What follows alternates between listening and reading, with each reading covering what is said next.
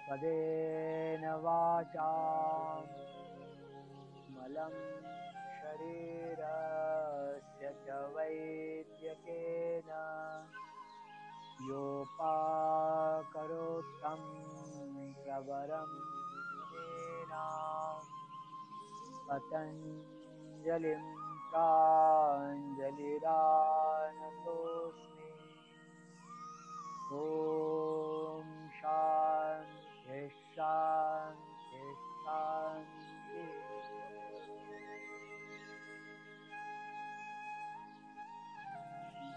आत्मीय स्वयं, जैसा कि अभी मनोज भैया ने बताया कि आज यह पातंजलि योग दर्शन के चर्चा सत्र का 88वां यह पुष्प है।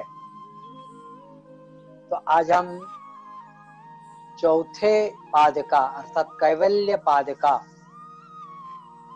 17वां सूत्र देखते हैं। सूत्र कहता है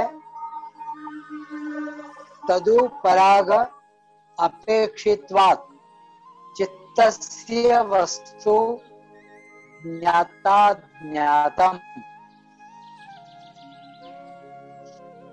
इंद्रिय की ओर से इंद्रिय के द्वारा चित्त बाह्य विषयाकार बाह्य विषय को व्यापना, यह चित्त का उस विषय के साथ होने वाला उपराग है।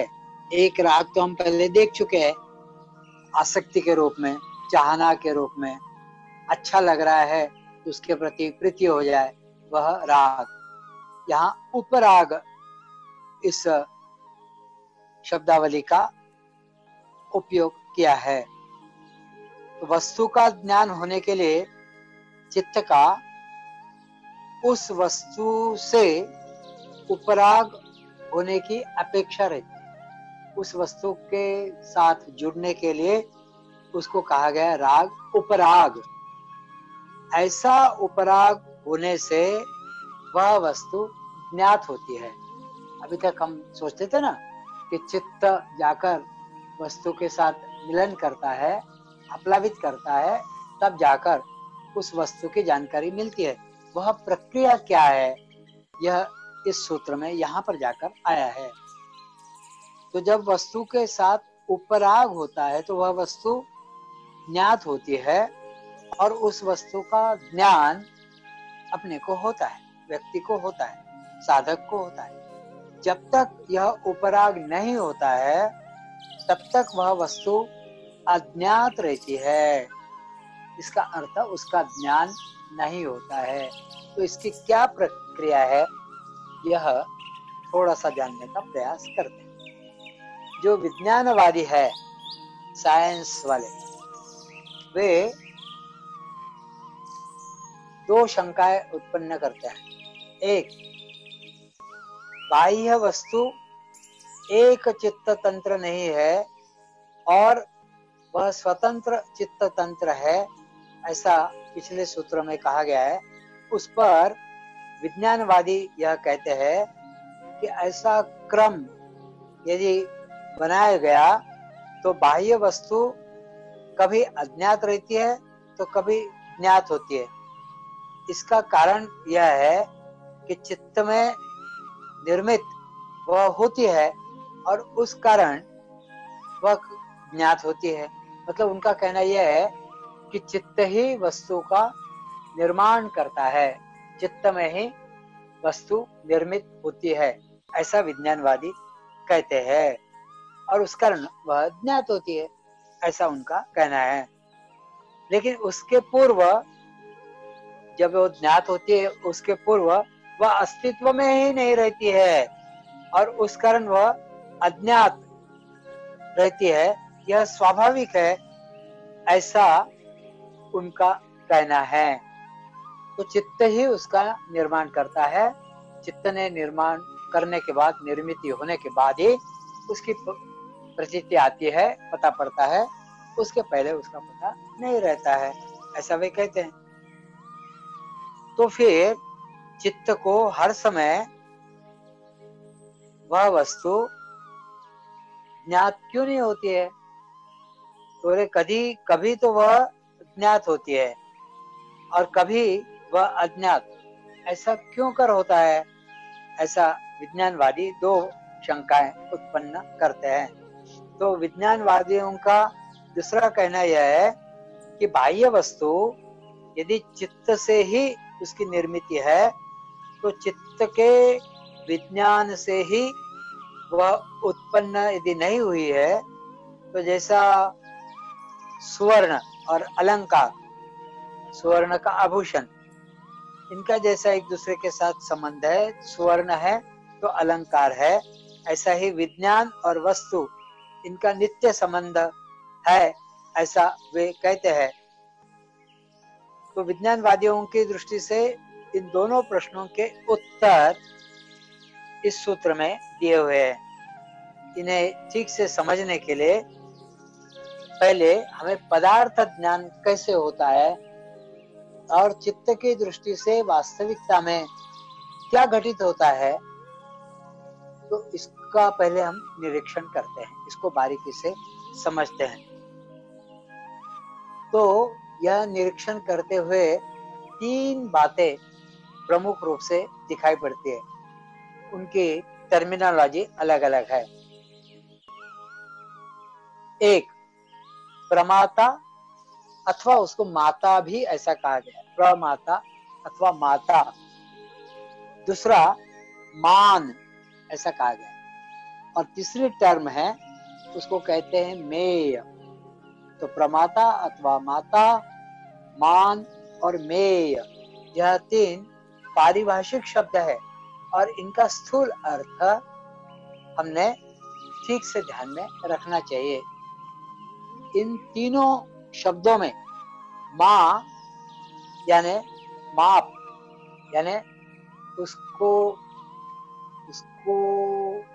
नापना या उसको जानना, इस अर्थ से माँ का मतलब यह होता है, इस माँ धातु से ही यह तीनों शब्द बने। कौन से? प्रमाता अथवा माता, मान और मेय। देखिए इनकी जानकारी इस सूत्र में आगे चलकर आती है। तो माँ का मतलब होता है नापना या उसकी लंबाई चौड़ाई आदि देखना, अथवा उसको जानना। किसको? वस्तु को। तो इसके लिए जो धातु उपयोग में लाई गई है वह है माँ। इस माँ धातु से ही यह तीनों शब्दों की निर्मित है। इसमें से माता अथवा प्रमाता, यह कौन? इसका अर्थ क्या? तो जो जानने वाला है। माता अथवा प्रमाता, वह कौन? तो जानने वाला। इसी को योग दर्शन में प्रत्यक्ष चेतन अथवा पुरुष अथवा दृष्टा आदि नामों से हमने पूर्व में भी जाना। जो प्रमाता अथवा माता है वही पुरुष, दृष्टा, प्रत्यक्ष चेतन, इन नामों से हमने जानने का प्रयास किया, यही नाम उसको दिए गए हैं। फिर दूसरी टर्म आई मान। मान का अर्थ होता है साभास अंतःकरण वृत्ति। अंतःकरण की जो वृत्ति है किसी चीज को जानने की, वह आभास, उसकी प्रचिति, उसकी अनुभूति। तो यह अंतःकरण की वृत्ति जिसके कारण होती है उसे मान ऐसा कहा गया। तो प्रमाता, माता, यह पुरुष, दृष्टा, प्रत्यक्ष अनुभूति करने वाला, और मान यह अंतःकरण की वृत्ति, साभास, उसका आभास हो रहा है ऐसा लग रहा है। और अंतःकरण लेकिन वस्तुतः जड़ है, लेकिन वह सत्व गुण प्रधान होने के कारण, और सत्व गुण कैसे है?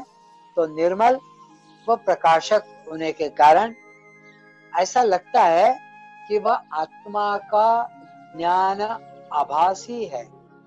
आत्मा को ही जैसे ज्ञान हो रहा है, ऐसा आभास युक्त होकर वह पदार्थ मात्र को जान रहा है। ऐसा कौन? तो अंतःकरण। तो साभास वह जानता है, लेकिन अंतःकरण स्वतः वस्तुतः जड़ ही है। इसलिए वह आत्मा के ज्ञान भास से युक्त होकर पदार्थ मात्र को वह जानता है, समझता है। जैसे मिरर है, आईना, लेकिन आईना यह पृथ्वी का ही एक विकार है। पृथ्वी के जो तत्व लिए जाते हैं, भाई एक विशेष प्रकार की रेत होती है, पत्थर होता है, उसको एक विशिष्ट डिग्री तक गर्म करते हैं तो वह पिघल जाता है, उसी से फिर कांच बनती है, और उसके पीछे वह पारे का और कुछ उसमें मिलाकर वह लगाया जाता है, तो उससे आईना बनता है। तो यह पृथ्वी का विकार है, यानी पृथ्वी का ही फल है, पृथ्वी से ही निर्मित है, इसलिए उसको विकार ऐसा कहा गया। लेकिन उसके जो घटक है परमाणु, वे अत्यंत निर्मल है। मतलब आर पार यदि कांच है तो आर पार दिखाई पड़ता है, इसमें कहीं कोई किलमिश अनिर्मलता नहीं है। और ऐसे आईने में जब सूर्य की रोशनी पड़ती है तो वह आईना जैसे सूर्य रोशनी को फैलाता है, ठीक वैसा ही वह कांच, वह आईना उस सूर्य की रोशनी को वह अप्रकाशित पदार्थों को प्रकाशित कर सकता है। जैसे सूर्य प्रकाशित करता है, क्योंकि प्रकाश है तभी तो हमें चीजें दिख रही है, तो सूर्य के प्रकाश के कारण दिन में हमें वस्तुएं दिखती है। आईना भी सूर्य का यदि प्रकाश मिले तो अंधेरी चीज की तरफ यदि उसका एंगल बना दे तो उसको प्रकाशित कर सकता है, उसके प्रकाश के कारण वह फिर दिखाई पड़ता है। ठीक वैसा ही अंतःकरण का मान है। मान मतलब साभास अंतःकरण वृत्ति, मतलब अंतःकरण उस दृष्टा को प्रकाशित करता है। दृष्टा अंतःकरण के माध्यम से प्रकाशित होता है, इसलिए उसे कहा गया है साभास अंतःकरण वृत्ति। ऐसा अभी अभी अपन ने देखा। तो पहला था प्रमाता या माता, मतलब पुरुष, दृष्टा, प्रत्यक्ष चेतन, और दूसरा मान। मान मतलब जैसा यह आईना वैसा अंतःकरण उस दृष्टा को उसके अपने माध्यम से वह प्रकाश वस्तुओं पर डाल सकता है, जानकारी भेज सकता है, उसकी समझ बना सकता है। तो साभास अंतःकरण यह उसका गुण है, क्योंकि वह सत्व गुण और निर्मल वह है। और फिर तीसरी चीज है, तीसरी स्थिति है या तीसरी टर्मिनोलॉजी, वह है मेय। मेय का मतलब ये जो प्रमाता और साभास अंतःकरण वृत्ति द्वारा, मतलब प्रमाता है और वह साभास अंतःकरण वृत्ति द्वारा जिन बाह्य पदार्थों को वह जानता है, वह पदार्थ। मेय मतलब वह वस्तु, जगत के, प्रपंच के वह पदार्थ है ना, जो बाहर दिखाई पड़ते हैं, वह मेय। जिनके प्रकाश से वह दिखाई पड़ता है वह, उसको कहा गया है मान। और जो देखने वाला है वस्तुतः वह है जिसको हम ज्ञाता कहते हैं, अथवा दृष्टा कहते हैं, अथवा पुरुष कहते हैं, अथवा प्रत्यक्ष चेतन। तो तीन चीजें हो गई, माता या अथवा प्रमाता, मान और मेय। थोड़े में यदि ऐसा कहे तो दृष्टा, दृष्टा का अंतःकरण के द्वारा वस्तुओं की तरफ, वस्तुओं को प्रकाशित करना, उसका साभास, उसकी अनुभूति होना, जानकारी होना, तो वस्तु तीसरी, उसे कहा गया है मेय, ऐसी 3 चीजें चाहिए। तो साभास अंतःकरण द्वारा, अंतःकरण वृत्ति द्वारा जिन बाह्य पदार्थों को जानते हैं वह पदार्थ है मेय।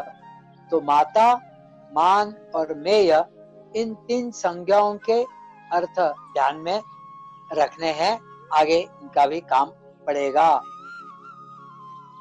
अब अपने को पदार्थ का ज्ञान कैसे होता है, उसके लिए कैसी प्रक्रिया घटित होती है, यह थोड़ा देखते हैं, समझते हैं। क्योंकि सामान्यतः अपन यह बोलते हैं कि चित्त वस्तु के साथ एक रूप होता है, चित्त आप्लावित करता है वस्तु को, इसलिए हमें ज्ञान होता है।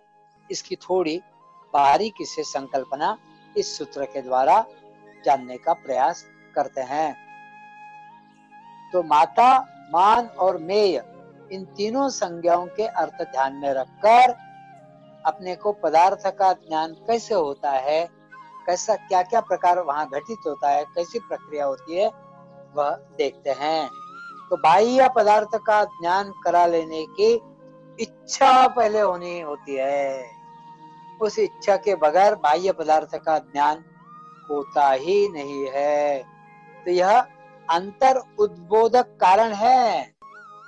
बाह्य पदार्थ या बाह्य शब्दादि विषयों का ज्ञान उन इंद्रियों को, मतलब नाक है तो नाक, कान है तो कान, आंख है तो आंखें, जीवा है तो जीवा, त्वचा है तो त्वचा, इनके द्वारा, तो उनका स्पर्श होना या घ्राण के द्वारा या त्वक के द्वारा या आदि आदि जीवा के द्वारा, यह उसके लिए चाहिए, उसका ज्ञान करा लेने की अंतर उद्बोधक कोई कारण चाहिए।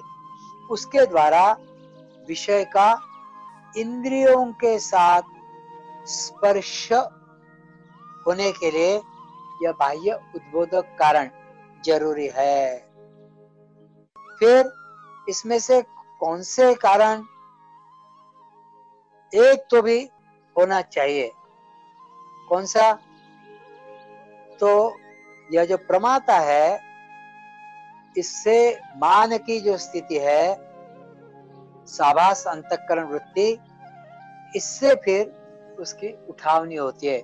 मतलब पहले अंतर उद्बोधक कारण चाहिए, वह अंतर उद्बोधक कारण होने से शब्द द्वारा या उन विषयों के द्वारा उन इंद्रियों को स्पर्श होता है उस बाह्य उद्बोधक कारण का, और इनमें से कोई एक कारण होना चाहिए कि वह प्रमाता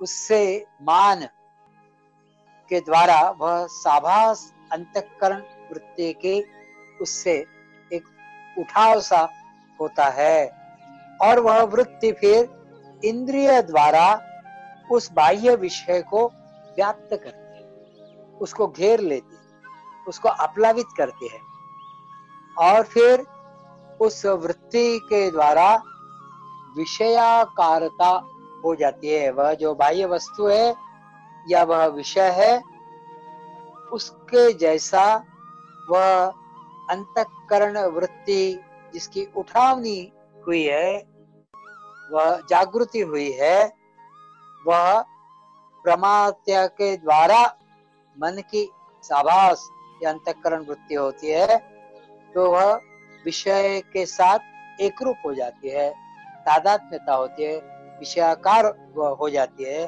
और उस कारण फिर वह वस्तु की जानकारी हमें मिलती है। इस प्रकार मान यानी जो प्रक्रिया है अंतःकरण का साभास अंतःकरण वृत्ति, वह पहले बनती है और फिर वह वस्तु रूप हो जाती है, मेयाकारता उसको प्राप्त होती है। तब प्रमाता को इस बात का पता पड़ता है कि वह कौन सा विषय है, मतलब प्रमाता की उपस्थिति जरूरी है। फिर वहां पर मान की आवश्यकता है, साभास अंतःकरण वृत्ति उद्बोधित होनी जरूरी है, और विषयाकारता होकर फिर वहां वह उस वस्तु के साथ अर्थात मेय वहां वह चाहिए, तब जाकर इसका ज्ञान होता है। तीन चीजें, दृष्टा भी चाहिए, उस वस्तु के साथ जुड़ने की प्रक्रिया उद्बोधक तत्व चाहिए, उसके लिए पंच ज्ञानेंद्रियों में से कोई इंद्रिय चाहिए, और उसके लिए यह साभास अंतःकरण वृत्ति का जागरण चाहिए, और फिर वस्तु चाहिए मेय, इसकी भी आवश्यकता है। तब जाकर उन वृत्तियों को विषयाकारता प्राप्त होती है, और तब मन को मेयाकारता प्राप्त होने से प्रमाता को फिर यह विषय है, इसका फिर ज्ञान होता है।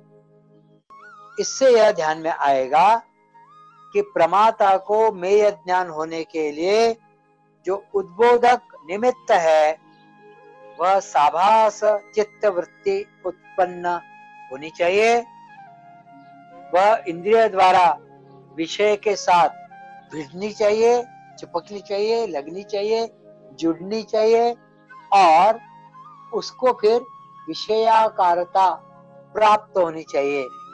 तब जाकर चित्त को विषयाकारता प्राप्त होती है, तो फिर यह विषय के साथ होने वाला इसको उपराग ऐसा कहते हैं।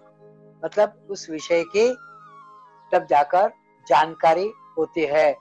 तो चित्त का यह उपराग, विषय के साथ होने वाला यह उपराग है, ऐसा कहा गया। इस प्रकार चित्त का वृत्ति द्वारा विषयों के साथ उपराग होने से वह पदार्थ अंतःकरण वृत्ति और ऊपर अभी थोड़ी देर पहले जो बताया गया ज्ञान स्वरूप आत्मा का वह वृत्ति के रूप में प्रतिबिंबित होने वाला चिदाभास वह होता है। ऐसा इन दोनों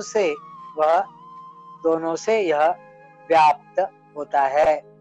इसमें वृत्ति से वह पदार्थ व्यापित होने के कारण, अप्लावित होने के कारण अंतःकरण में उस पदार्थ के संबंध में जो अज्ञान रहता है उसका नाश हो जाता है, और वह वृत्तियों में प्रतिबिंबित होने वाला यह जो आभास है कि यह पदार्थ यह पदार्थ है, ऐसा फिर स्फुरन वहां पर होता है। और इससे वृत्ति से वह पदार्थ व्यापित होना, अप्लावित होना, इसी को वृत्ति व्याप्ति और चिदाभास से वह पदार्थ व्यापित होना या घेर लेना, उसको फल व्याप्ति ऐसी पारिभाषिक संज्ञा है। तो दो संज्ञा आई है, एक तो वृत्ति से जब व्यापित होता है तो वृत्ति व्याप्ति, और जब चिदाभास से उस पदार्थ को वह व्याप लेता है तब उसको फल व्याप्ति ऐसी पारिभाषिक संज्ञा है। तो इस विवेचन से इस बात का पता पड़ता है कि बाह्य वस्तु का ज्ञान उस वस्तु के साथ चित्त का उपराग होने के बाद ही वह होता है, ऐसा यहाँ पर ध्यान में आता है। इसका मतलब यह है कि वहां दृष्टा की उपस्थिति आवश्यक है। फिर अंतःकरण के द्वारा, अंतःकरण के आभास के द्वारा वह वस्तु के साथ एक रूप होना जरूरी है, और वस्तु का वहां पर होना जरूरी है। तो तीन चीजें यह जरूरी है। तो सर्वप्रथम बाह्य अथवा अंतर उद्बोधक सामग्री, यह साभास अंतःकरण वृत्ति की सर्वप्रथम वहां उठाव उसको मिलता है, जागृति वहां पर होती है। फिर इंद्रिय द्वारा वह वृत्ति बाह्य पदार्थ के साथ संलग्न होती है, उसको व्याप्ति है, और फिर इस वृत्ति व्याप्ति से चित्त का उस पदार्थ के साथ जो अज्ञान है वह अज्ञान नष्ट होता है, और वह वृत्ति में वह उसके संबंध में जो ज्ञान है वह प्रतिबिंबित होता है चिदाभास के कारण। तब जाकर पता पड़ता है कि यह पदार्थ ऐसा है। देखिए थोड़े में यदि सीधे सीधे शब्दों में कहे तो सर्वप्रथम अंदर एक उद्बोधक तत्व जागृत होता है कि मुझे इस वस्तु के बारे में, जैसे यह रुमाल है, तो मैं ऐसे ही देखूं तो मेरा ज्यादा ध्यान नहीं जाएगा, लेकिन मुझे लगेगा कि ये क्या है, तो उद्बोधक तत्व पैदा हो गया, तो ये रुमाल है।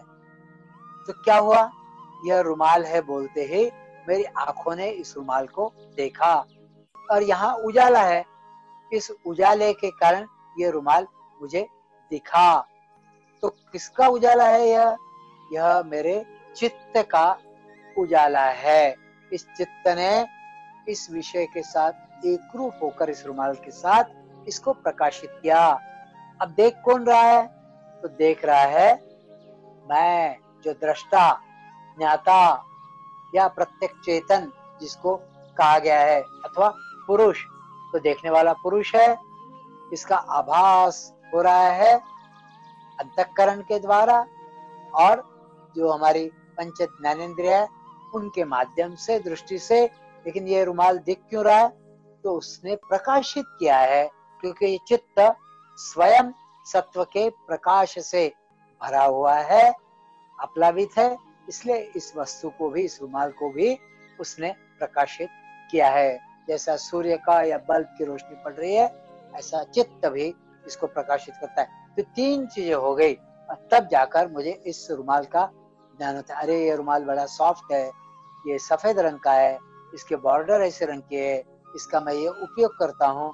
फिर इसके बारे में अलग अलग जानकारी मुझे मिलती है। तो वस्तु होनी चाहिए,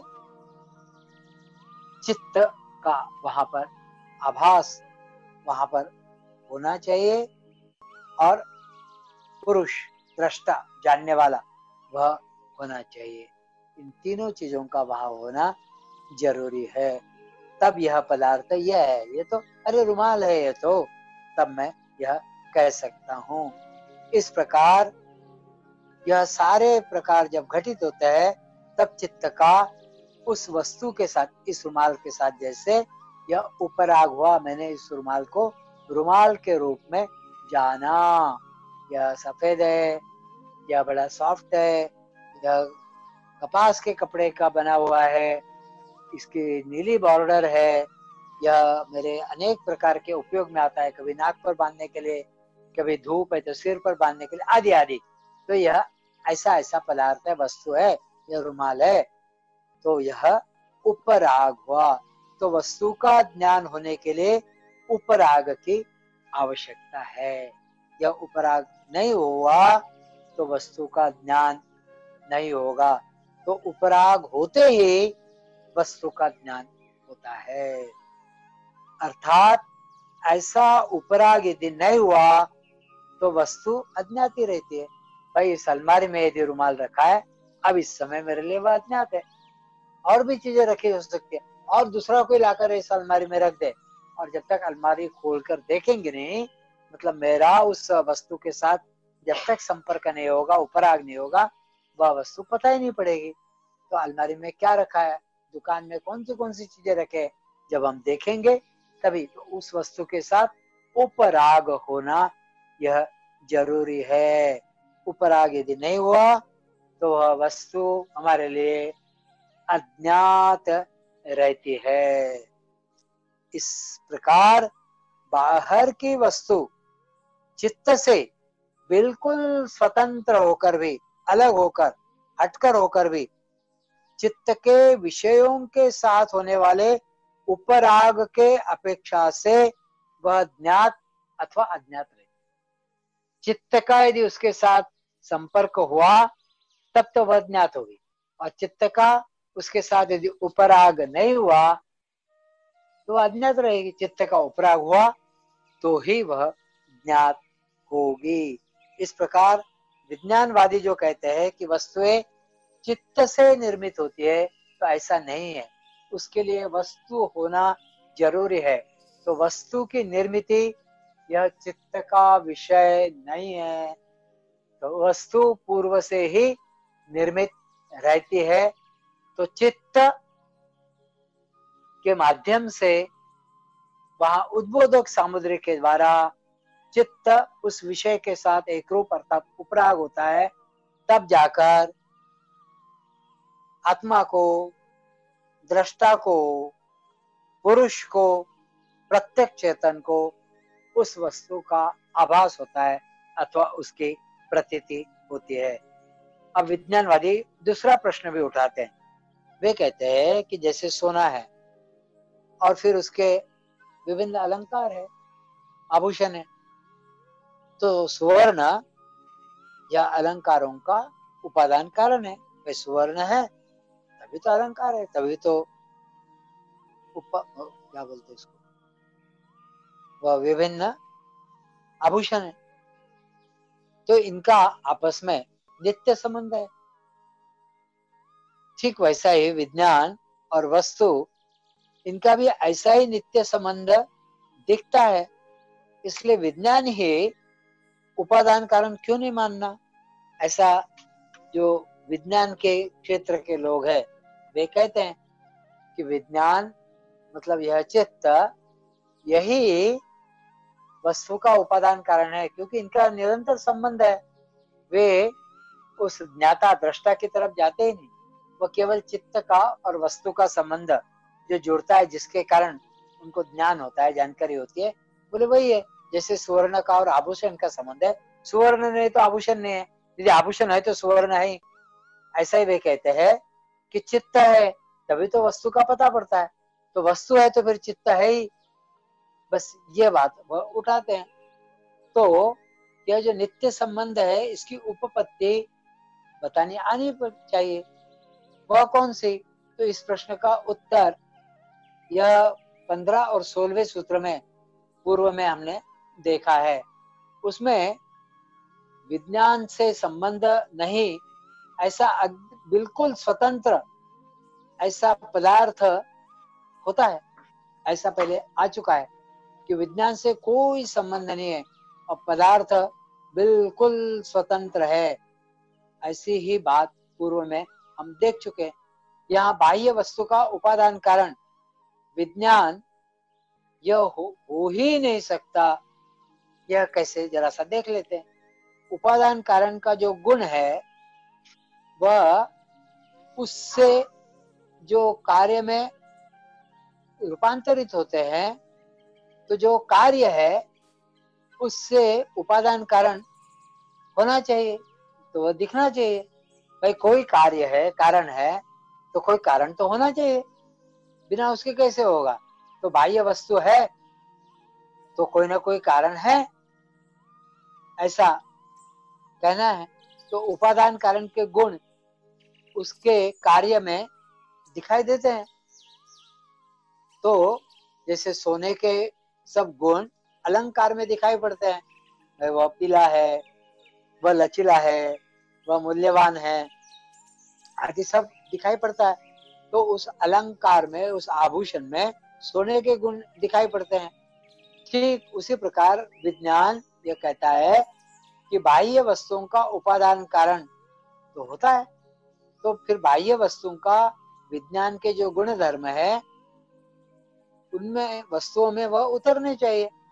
लेकिन वैसा तो कभी होता नहीं है, क्योंकि चित्त के जो विज्ञान वृत्तियां है वह स्वरूपता जड़ रहती है, तो भी उसमें आत्मा का ज्ञान प्रतिबिंबित होने के कारण वह सदा चिदाभास से युक्त रहता है। तो बाह्य वस्तु यदि यह विज्ञान से उत्पन्न होती तो फिर वही जैसा अलंकार उपादान कारण यानी सोना है, उसमें जैसा युक्त रहता है सोना, वैसे विज्ञान स्वरूप ही दृष्टि को होनी चाहिए। लेकिन ऐसा तो दिखता नहीं है, वह तो विज्ञान रहित जड़ ऐसे ही दिखाई पड़ती है। मतलब कोई वस्तु विज्ञान से उत्पन्न यदि है, जैसा सुवर्ण से अलंकार उत्पन्न है, तो अलंकार में सुवर्ण झलकता है, दिखाई पड़ता है, उसमें गुण होते हैं उसके। तो वस्तु यदि विज्ञान से मतलब चित्त से उत्पन्न है, तो भी चित्त के गुण उसमें दिखने चाहिए। यह यहाँ पर बात उठ रही है। तो ऐसा तो कुछ दिखता नहीं है। तो इसका मतलब यह है कि वह विज्ञान से फिर उत्पन्न नहीं है। तो विज्ञान का और वस्तु का नित्य संबंध दिखाई तो देता है, उसका कारण मात्र इतना है कि वस्तु ज्ञात होने के लिए विज्ञान का संबंध उसके साथ होना होता है। उस कारण ऐसा लगता है कि चित्त के कारण ही, विज्ञान के कारण ही वस्तु निर्मित है। यदि वह नहीं घड़ेगा, संबंध यदि घटित नहीं होगा, जुड़ेगा नहीं, तो वह वस्तु अज्ञात ही रहेगी। अपन अभी पहले ही देख चुके हैं कि उपराग होना जरूरी है, नहीं तो वह वस्तु अज्ञात रहती है। तो चित्त का सदैव वस्तु के साथ संबंध होता रहता है, इस कारण वह चित्त से ही निर्मित है, ऐसा विज्ञानवादियों का कहना है। यही सूत्र में बताया गया है कि वस्तु के साथ चित्त का उपराग होगा तो ही वह वस्तु ज्ञात होगी, अन्यथा वह अज्ञात ही रहती है। वस्तु पर जब उजाला पड़ता है तभी वह दिखती है। यदि उजाला नहीं उस पर पड़ेगा, वह आलोकित नहीं होगी, तो वह वस्तु दिखेगी ही नहीं। इस जगह पर वस्तु दिखने के लिए प्रकाश का वस्तु के साथ संबंध आना जरूरी है। वैसा संबंध नित्य आता है, इस कारण उस उजाले से ही वस्तु निर्मित हुई, ऐसा कहते हैं क्या? वस्तु दिख रही है उजाले के कारण, बिना उजाले के वस्तु दिख ही नहीं सकती है, तो क्या वस्तु उजाले से निर्मित हुई है? ऐसा ही चित्त वस्तु के साथ जुड़ना जरूरी है, उपराग होना जरूरी है, तो ही उस वस्तु का ज्ञान होता है। तो क्या यह मानना चाहिए कि चित्त से ही वस्तु निर्मित हुई है? तो नहीं हुई है। इसलिए वस्तु यह वस्तु है, इसका चित्त के द्वारा ज्ञान होने के लिए वह चिदाभास युक्त वृत्ति से वह वस्तु व्याप्त होना जरूरी है। लेकिन केवल उतना कहने से, होने से, चित्त के विज्ञान से वह वस्तु उत्पन्न हुई है, ऐसा कभी भी कहा नहीं जा सकता। तो मुझे लगता है यह काफी स्पष्ट हुआ होगा, क्योंकि हम लोगों की यह मान्यता रहती है कि इस जगत की जो व्याप्ति है, निर्मिति है, यह चित्त से है। तो यह चित्त से नहीं है, वस्तु यह एक स्वतंत्र अस्तित्व है, जगत की वस्तु स्वतंत्र अस्तित्व है। उन वस्तुओं को जानने के लिए चित्त यह कारक होता है, लेकिन देखने वाला वह दृष्टा, वह प्रमाता या माता होता है, अथवा जिसको प्रत्यक्ष चेतन या पुरुष ऐसा या आत्म तत्व ऐसा कहा जाता है। एक उदाहरण और लेते हैं, 2-4 मिनट में हो जाएगा। एक उदाहरण लेते हैं, इससे एकदम से साफ हो जाएगा। जैसे कोई खगोल शास्त्रज्ञ होते हैं ना, वे आकाशस्थ जो ज्योतियां होती है, मतलब अलग अलग ग्रह, तारे, नक्षत्र, उनको देखने का प्रयास करते हैं, उनका वेध लेते हैं। उसके लिए वे टेलीस्कोप का उपयोग करते हैं, और टेलीस्कोप किसी स्टैंड पर लगाकर या हाथ में लेकर वह उसको घुमाते हैं, और किसी एक नक्षत्र को या कोई जो तारा ग्रह होता है उसको देखने का प्रयास करते हैं। तो वह जो टेलीस्कोप लगाते हैं, जिसको दूरबीन कहते हैं, वह जब लगाते हैं तो एक विशिष्ट कोण में वह लगानी पड़ती है, ऊपर, नीचे, दाएं, बाएं। यदि स्थिर है तो भी उसको घुमाकर फिर उस ग्रह, तारा या चंद्रमा मान लीजिए, तो उस पर लगाने की आवश्यकता रहती है, तो ही वह विशिष्ट तारा या ग्रह दिखाई पड़ेगा। यदि उसका एंगल जुड़ेगा नहीं तो दूरबीन होने के बाद भी, वह टेलीस्कोप होने के बाद भी वह तारा आपको दिखाई ना पड़ेगा। तारा है, दूरबीन है, देखने वाला है, लेकिन तीनों का जोड़ ही नहीं हुआ तो वह नहीं दिखाई पड़ता है। तो वह यदि उसके रेंज के बाहर है तो वह अज्ञात ही रह जाएगा, समझ में नहीं आएगा। इस प्रकार दूरबीन लगाने के बाद भी वह शास्त्रज्ञ अपनी दृष्टि से उस तारे का, उस ग्रह का शोध लेने का प्रयास करता है और इधर उधर घुमाकर, ऊपर नीचे दाएं बाएं किसी एंगल में घुमाकर उस तारे पर जैसे ही वह दूरबीन एडजस्ट कर लेता है तो फिर उस साइंटिस्ट को, वह उस शास्त्रज्ञ को, अनुसंधानकर्ता को वह तारा, वह ग्रह दिखाई पड़ता है। इस जगह पर वह तारा दिखने के लिए दो बातें आवश्यक है। एक, दूरबीन के हिसाब से, मतलब दूरबीन की रेंज में वह आएगी ऐसे कोण से उस दूरबीन को एडजस्ट करना, हिलाना और विशिष्ट कोण में उसको लाना। और दूसरी, उस दूरबीन में से देखने वाले शास्त्रज्ञ के दृष्टि का संयोग उस तारे के साथ होना, ग्रह के साथ होना जरूरी है। तो विशिष्ट कोण में दूरबीन लगा दी, उसके टप्पे में आने वाला प्रदेश वह ज्ञातता का प्रदेश है और बाहर का सब कुछ प्रदेश, बाहर का अन्य प्रदेश जो है वह अज्ञातता का प्रदेश है। केवल वह तारा ज्ञातता का प्रदेश है और तारा छोड़कर बाकी सब, उसको कुछ नहीं उस समय दिखाई पड़ता है, वह अज्ञातता का प्रदेश है। तो इस प्रकार प्रदेश से ज्ञातता के में आते ही दूरबीन वह पर स्थिर करता है और तब वह उसको उसकी जानकारी मिलती है। ऐसे ही दूरबीन जैसे वहां पर एडजस्ट करनी पड़ती है और रोकनी पड़ती है, ठीक उसी प्रकार अज्ञातता से ज्ञातता के कक्षा में लाने के लिए जैसा उस शास्त्रज्ञ को तारे के साथ, ग्रह के साथ संयोग करना पड़ता है और वह दिखते ही वह उस पर रुकता है, ठीक वैसा ही चित्त का होता है।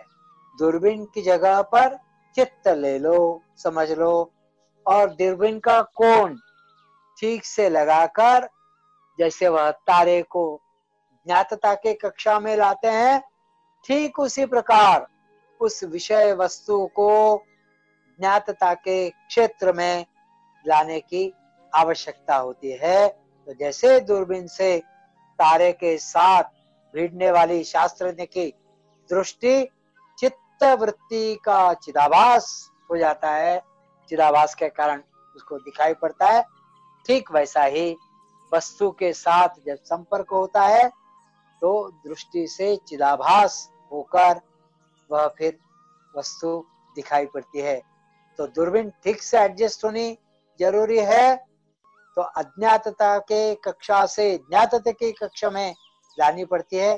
ठीक उसी प्रकार वृत्ति विषयोन्मुख होते ही विषय जो अज्ञातता के कक्षा में है उसको ज्ञातता के कक्षा में लाने की आवश्यकता है। तो जैसे तारा दूरबीन की कक्षा में आया तो भी वह दिखने के लिए शास्त्रज्ञ को दृष्टि की और उस दृष्टि का उस तारा के साथ, उस ग्रह के साथ संयोग होने की आवश्यकता रहती है। मतलब शास्त्रज्ञ की दृष्टि और वह तारा और इनका संयोग, यह तीन बातों की वहां आवश्यकता है।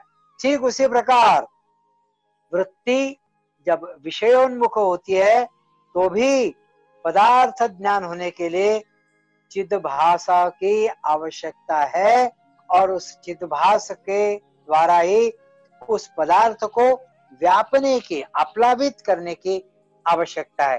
तब जाकर वह वृत्ति द्वारा विषयोन्मुख जो होता है पदार्थ की ओर, तब जाकर वह विषय अज्ञातता के कक्षा से उठकर ज्ञातता के कक्षा में आता है और वह वृत्तियां चिदाभास के द्वारा यह पदार्थ यह है, इसका उसको फिर ज्ञान होता है।